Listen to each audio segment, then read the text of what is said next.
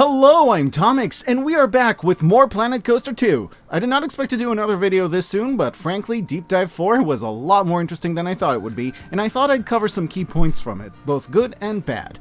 That means I'm both going to get pretty critical of the game while also getting enthused as heck, so if you mind either of those, prepare yourselves. There will be plenty of both. So first we get a look at a water park we haven't seen before. The first thing I noticed, other than how refreshing it always is to see new content for the game, or the fact that some of these rides are the same blueprints we've seen a million times, is the launch strips on the family raft slide, which I knew would be there on release, but are still nice to see anyway. If we've seen them before, I hadn't noticed them. Next thing I noticed is... oh boy, what's going on here? Why are they all clustered like that? Is that an AI issue we should be worried about? There's 5 zillion people on the paths and near the changing rooms. Meanwhile, the pools are just kind of normal amounts of crowded. I can't tell if this is indicative of traffic jams we can expect once the game launches, or if they were just stress testing the park to show us how well it handles a metric ton of guests. But it's probably the first thing. Also, I'm wondering why there were so many guests walking around the center of the park fully clothed when this is strictly a water park, meaning there's no dry rides. You would think most guests would have changed to swimsuits before entering any further into the park, but they were just kind of wandering around fully clothed. So a little bit of an AI red flag there. The third thing I noticed is this lovely atrocity that basically confirms, not very surprisingly, that slide physics haven't been fixed in the 3 seconds since we've realized how broken they are. Because it's still boxy, the runout is about 3 feet long, which wouldn't stop a tennis ball, let alone a raft full of people that just came down from a 200-foot steep incline, and the combination of steepness and sharp turns in real life would absolutely make folks team rocket into the sky. But yeah, I wasn't expecting this to be fixed by release, so I can't say I'm shocked. It did give me an idea of how to fix it in the future without breaking the game though. We know they can't really change how the slide currently works because that would break a bunch of existing saves, but what if they added a new kind of slide, a new type of slide that functions the way we want it to, and they introduced it as a separate slide, like by a different maker or something. Just, introduce it as another variant of slide. We'll have the boxy slide for rafts, and we'll have the actual swinging slide for rafts. That way you don't break anything while still giving the people what they want. Fourth thing I noticed is the fake hotels in the background, and really, Frontier? You're really pouring salt on that wound right now? People are already kind of miffed that hotels won't be in the game on release. There's no need to build a bunch of fake ones complete with ZZZ signs on it to tease us. You could have just kept the signs off the building and it could have been anyone's guess what that's supposed to be, but no, you very much made it look like a hotel, and for that, I'm grumpy. Next up, they go into the sandbox settings to show us some of the things that can be turned on and off in sandbox, like whether or not you want to manage the power supply, if rides deteriorate over time, if rides break at all, and something called service badges that basically indicates how long since they've last received maintenance, which is a sort of new thing. We always had maintenance, but having a badge on it with a set amount of time on it for it is kind of new. Wonder how that differs from ride condition, I don't really know. Up next, we finally get to some exciting stuff with how they confirm facilities such as power systems and water systems will lower your scenery rating if they're somewhere where guests can see them, which I assumed as much because that's how it worked in Planet Zoo and also Parkitect, but it's good to have confirmation since we've not seen anything that flat out shows that until now.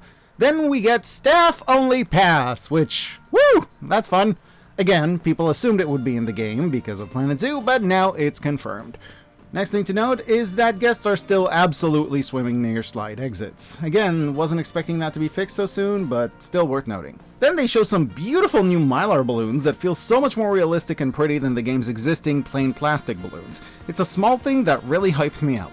Then they revealed a new UI quality of life thing where apparently you don't have to use the menus to open some of the game's menus. Like, you can just double click on the ground and it'll open up a terraforming menu, or you can double click on a ride to open up its edit mode. That was honestly amazing and seems like a great ease of access tool that I wholeheartedly welcome. Well, mostly. I have a tendency to idly click around sometimes, and I'll probably end up opening a bunch of menus by mistake, but that's a me issue, not a game issue. This is a welcome addition I wasn't expecting. Next, to my surprise, they actually acknowledge the congestion issue and decide to fix it by editing the path. The path edit tools look excellent, easy to use, versatile, and overall just fantastic. They made the path wider in no time. It's just a shame it did nothing to fix the congestion. I thought this would unlock the traffic, but it was kind of like adding another lane to a highway. It doesn't fix traffic, it just widens it. I still loved seeing those tools though. Just in case you had any illusions that since we're seeing hotels, they must be in the game, they made sure to close up to show us they're not connected to the path. Next up, one of the devs said, there's a new way to terrorize guests. These ones are clothed, right? And I was like, where is this going? But then he dumped them in the pool and their clothes got all wet and they had to swim around in their hoodies and such, which was really neat. Weird it didn't affect their mood though. Then we see the stairs from hell that are about 18 floors and 2 asthma attacks tall. I didn't really care about elevators before, but I'm starting to. Next, we see not only some station building blueprints, which was pretty cool, and it would be very nice to have a bunch of pre-made stations that we can download in a theoretical stations tag in the workshop. Maybe we already do in Planet Coaster 1, I don't know, I haven't checked. But then they went further and introduced snap edges, which are basically things that let you connect different buildings together, allowing for modular construction. Like, by making a station middle piece and putting snap edges on each side, you can basically make a station building as long as you want. This will be so wonderful, making large detailed buildings. I love it. It was then time to finally see, for the first time, franchise mode. When I realized this was their co-op file sharing thing, I completely lost interest, only to immediately gain it back once they started talking about how it works. I thought it was just going to be the way to send files through the game, which felt a bit useless to me, but it turns out it's going to be so much more. There will be challenges, group projects that you can decide if they're private to you and your friends or open to whoever wants to contribute, with files synced to the cloud and a change/request log that you can update based on what you did and what you're looking for someone else to do. So if you're good at building rides but are not good at theming, you can leave that up to someone else in the group as an open task. Because the files are on the cloud, they can be accessed by anyone who's a part of your project, and that park is locked while they work on it. You can decide where to place each park on the world map, which is a neat touch, and there will be points and contests and goals that frankly I still don't entirely get, but it sounds cool. While in franchise mode, we finally get to see the FD Vision ride that you get with pre-ordering, which looks amazing! Although, a bit concerningly, they said you only have a few days left to get it, implying that pre-ordering really is the only way to get this ride for the foreseeable future, which raises the question, what if someone else in the franchise you're playing has the pre-order rides but you don't?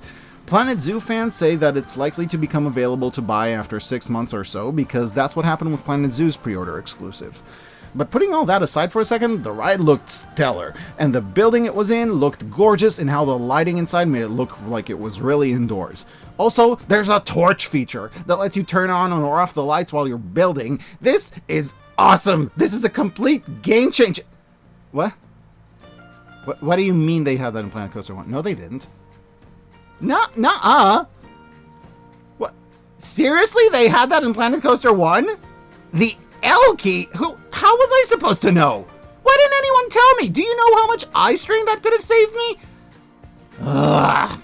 Okay, fine, so I guess that part's not new, but it's new to me, and I like it. But yeah, the FD Vision looked cool. It was cool to see a ride with one long continuous train that theoretically is always moving.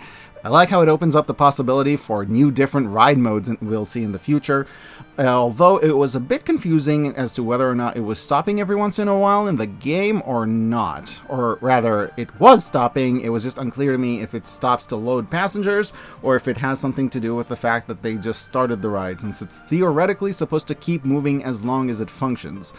I think that might have just been a weird bug. While they were working on the signage for the ride, anytime they scaled anything, they'd pick out another item and it would spawn in the same correct size, which was freaking awesome. That'll make things way easier for decorators.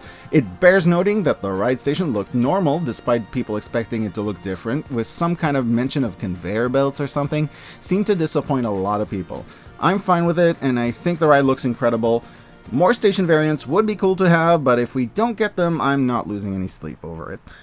That about covers what happened in Deep Dive 4. We are only a few days away from the game's release, and I have some plans, but we'll see about that next time. Until then, I've been Tomix, I currently am Tomix, and will hopefully continue to be Tomix, and I will see you in the next video.